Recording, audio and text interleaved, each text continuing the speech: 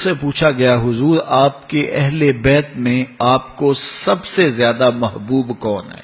کہا مجھے حسن اور حسین اہل بیت میں سے سب سے زیادہ پیارے لگتے ہیں۔ اور حضور اپنی صاحبزادی سیدہ فاطمہ الزہرا رضی اللہ تعالی عنہا سے فرمایا کرتے تھے میرے بیٹوں کو میرے پاس لاؤ، بلاؤ، کدھر ہیں؟ شہزادوں کو بلاؤ۔ تو وہ حضور کی بارگاہ میں ان شہزادوں کو لے کر کے آتی، حضور ان کو سونگتے اور حضور ان کو اپنی آغوش میں لے کے سمیٹتے۔ ایک دن حضور حجرہ فاطمہ سے قریب سے گزرے تو حضرت امام حسن اور امام حسین رضی اللہ تعالیٰ عنہ رو رہے تھے، تو سیدہ فاطمہ رضی اللہ تعالی عنہا کو آواز دے کے کہا بچوں کو چپ کرواؤ، تم جانتے نہیں ان کا رونا مجھے اذیت دیتا ہے۔ حضور علیہ السلام فرماتے ہیں حسین روئیں تو میرا دل دکھتا ہے، اور جب حسین ابن علی کی گردن پہ خنجر چلا ہوگا تو رسول اللہ کا دل نہیں دکھا ہوگا؟ کہا یہ روئیں تو میرا دل دکھی ہو جاتا ہے۔ تو مجھے بتاؤ جب ان کا پانی بند کیا گیا تھا اس وقت رسول اللہ کا دل دکھی نہیں ہوا تھا؟ جب ان کی لاش پہ گھوڑے دوڑائے گئے تھے، جب ان کا پیراہن اتارا گیا تھا، جب ان کا سر کاٹا گیا تھا، اور جب 34 زخم تلواروں کے اور 34 گھاؤ نیزوں کے اور 113 سوراخ تیروں کے ان کے بدن میں لگائے گئے، ان کا جسم چھلنی کیا گیا اور گھوڑوں کی ٹاپوں تلے ان کے بدن کو روندا گیا اور سر کاٹ کے نیزے کی نوک پہ چڑھایا گیا، گنبد خضرا کے مکین پہ کیا گزری ہوگی؟ کیا حضور کو اذیت نہیں ہوگی؟ اور جو آج یزید کو امیر المومنین رحمت اللہ تعالی اور کیا کیا بولتے ہیں، کیا رسول اللہ کا دل دکھتا نہیں ہے؟ سیدہ فاطمہ الزہرا کے قلب اطہر پہ کیا گزرتی ہوگی؟ مولا کائنات کے قلب اطہر پہ کیا گزرتی ہوگی؟ یہ کتنے بد نصیب لوگ ہیں جو یزید کو اپنا مقتدا اور اپنا امام مانتے ہیں۔ یزید کے لیے تو ایک حدیث بھی نہیں ہے فضیلت میں، اور رسول اللہ حضرت امام حسن کو امام حسین کو کبھی جنت کا پھول کہہ رہے ہیں، کبھی چوم رہے ہیں، کبھی کندھوں پہ بٹھا رہے ہیں، کبھی گود میں بٹھا رہے ہیں، کبھی کہتے ہیں بیٹے منہ کھولو، وہ منہ کھولتے ہیں تو زبان دیتے ہیں کہ اس کو چوستے رہو۔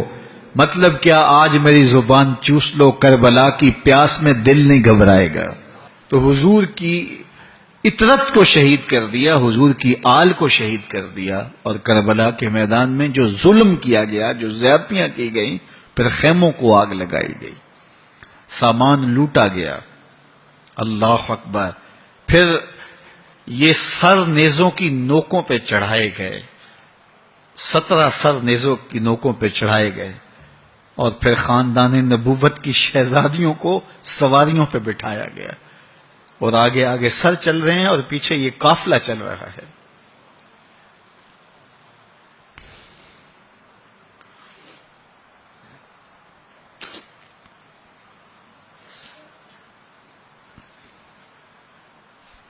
یہ کہانی ایسی ہے کہ کہنے والی ہی نہیں ہے، اتنا دردناک واقعہ رقم ہوا ہے۔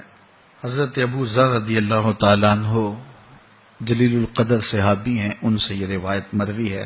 کعبے کے دروازے کو پکڑ کے حضرت ابو ذر غفاری نے فرمایا لوگو سنو، میں نے یہ حدیث رسول اللہ سے خود سنی ہے۔ رسول اللہ فرمایا کرتے تھے میرے اہل بیت کی مثال تمہارے اندر اس طرح ہے جس طرح حضرت نوح علیہ السلام کی کشتی، جو کشتی میں سوار ہو گیا وہ نجات پا گیا، جو پیچھے رہ گیا ڈوب گیا۔ اگر منزل پہ پہنچنا ہے تو اہل بیت رسول کا دامن پکڑ لو۔ حضور نے یہ بھی ارشاد فرمایا میرے اصحاب ستاروں کی طرح ہیں، اور اہل بیت کو فرمایا کشتی نوح کی طرح ہیں۔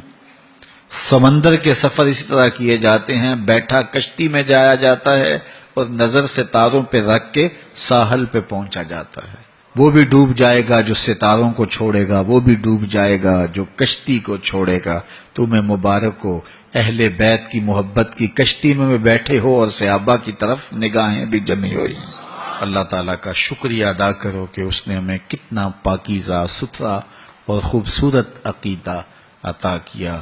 تم نے یزید کا قصیدہ بھی نہیں پڑھا، صحابہ کو گالیاں بھی نہیں دی، تمہاری زبان کبھی فاروق اعظم کے تذکرے کرتی تھی، کبھی حسین ابن علی کے تذکرے کرتی۔ تمہیں مبارک ہو کہ تمہارے عقیدے صائب ہیں، ستھرے ہیں، پاکیزہ ہیں۔ اللہ آپ کو سلامتیوں سے مالا مال رکھے۔